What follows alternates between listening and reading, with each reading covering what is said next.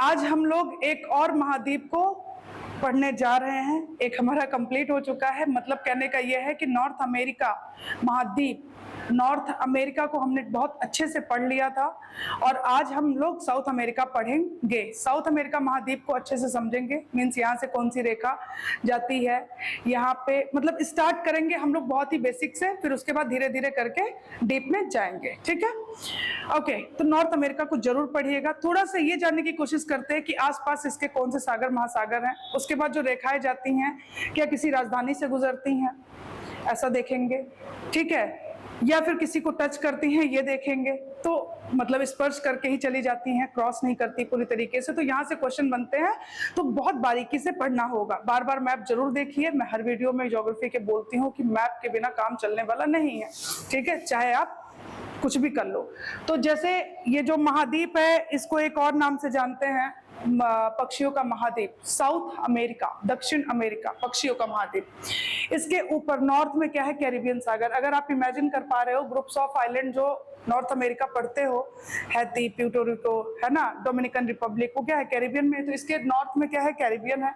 इसके लेफ्ट में यानी इसके पश्चिम प्रशांत, इसके पूर्व में है अटलांटिक। फिर उसके बाद अगर आप इमेजिन कर पा रहे होगे, आता है अफ्रीका, यूरोप, एशिया, है ना, फिर ऑस्ट्रेलिया। तो इस तरीके से आपको दिमाग में रखना। ओके, अब ये 0 डिग्री लिखा हुआ है, मैम आपने इसका तो नाम ही नहीं लिखा। 23.5 साउथ क्यों, इसको हम बोलेंगे मकर रेखा, ट्रॉपिक ऑफ कैप्रिकॉर्न। ओके, मकर रेखा।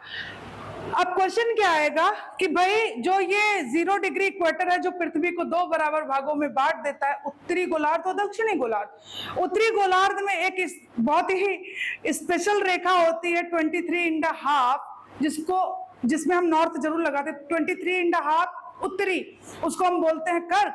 और ठीक विषुवत के नीचे भी एक रेखा होती है 23.5 ही होती है, बस वहां साउथ लगा दीजिए, दक्षिण लगा दीजिए, जिसको हम बोलते हैं मकर।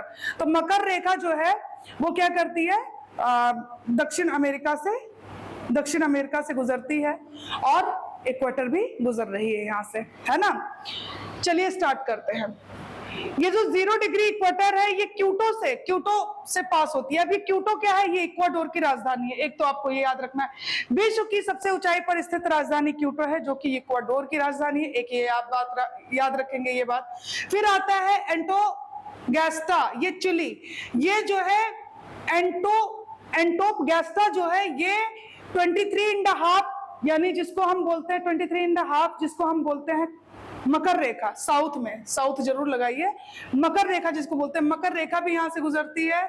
तो यहां से, और ब्राजील का साओ पोलो से भी होकर गुजरती है। ये रहा ब्राजील का साओ पोलो की अगर हम बात करें, ब्राजील के साओ पोलो की, तो ब्राजील का वित्तीय नियंत्रण, पूरा जितना भी वित्तीय नियंत्रण होता है यहीं से होता है। ये व्यावसायिक और वित्तीय राजधानी भी है ब्राजील की, और यहाँ पे वस्त्र उद्योग भी बहुत व्यापक तरीके से होता है। इसीलिए ब्राजील का मैनचेस्टर भी इसे बोलते हैं, साओ पोलो को। ओके, तो चलिए अब थोड़ा सा एक जगह मैंने लिख रखा है, उसको आप उतार लीजिएगा या स्क्रीनशॉट ले लीजिएगा, जैसा आपको बेहतर लगे। देखिए, विषुवत रेखा की अगर हम बात करें 0 डिग्री, है ना, यानी ये रहा विषुवत रेखा, इक्वेटर जिसे हम बोलते हैं। ये रहा नॉर्थ पोल, उत्तरी गोलार्ध, ये रहा साउथ पोल। ये रही कर्क रेखा 23.5 डिग्री नॉर्थ, और ये रही मकर रेखा 23.5 डिग्री साउथ। 23.5 डिग्री, ये क्या है, मकर, है ना। तो विषुवत यहां से गुजरती है। इक्वाडोर की राजधानी है ना क्यूटो, ठीक है। कोलंबिया से, ब्राजील से और पेरू को ये मात्र टच करती है। तो आपको याद रखना है, Ecuador, Colombia, Brazil and Peru को बस टच करती है। तो आपको CBE याद कर लीजिए या फिर BCE याद कर लीजिए, जो आपको सही लगे, और P लास्ट में याद रखिएगा, टच करती है। तो ये हो गया आपका विषुवत। कोलंबिया, अब आ जाइए मकर की बात करते हैं। मकर रेखा 23.5 साउथ, 23.5 साउथ, है ना। Chile, Argentina, Paraguay, Brazil. Chile, Argentina, Paraguay and Brazil. CAPB बार बार बोलिएगा, याद हो जाएगा, एक कोड बना लीजिए। अब एक और क्वेश्चन बनता है कि लैंडलॉक्ड दक्षिण अमेरिका के जो स्थल रुद्ध देश है उनके नाम बताइए। तो आपको याद होना चाहिए बोलिविया एंड BP याद कर लीजिए ना, बोलिविया एंड पैराग्वे, याद हुआ। चलिए कोलंबिया की अगर बात करें, अटलांटिक एंड पैसिफिक ओशियन दोनों से लगा हुआ है, ये याद रखिएगा। तो ये जहां से मतलब फैक्ट बहुत जरूरी होता है याद करना। आपके दिमाग में बार बार जब भी मैप देखेंगे तो एक क्या कहते हैं, इसको बार बार दिमाग में रखिए और जब बोलते हैं तो फिर से कॉपी उठा के नोट्स उठा के देखते रहिए।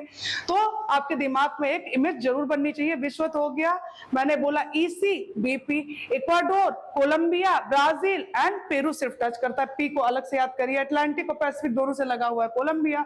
मकर की अगर बात करें तो मैंने बोला CAPB, CAPB। C मतलब क्या हो गया, चिली, A मतलब अर्जेंटीना, P मतलब पैराग्वे एंड B मतलब ब्राजील। लैंडलॉक की बात करें BP याद करिए, यानी बोलिविया एंड पैराग्वे। ठीक है, तो ये हमने बहुत ही आसान तरीके से याद कर लिया इसको।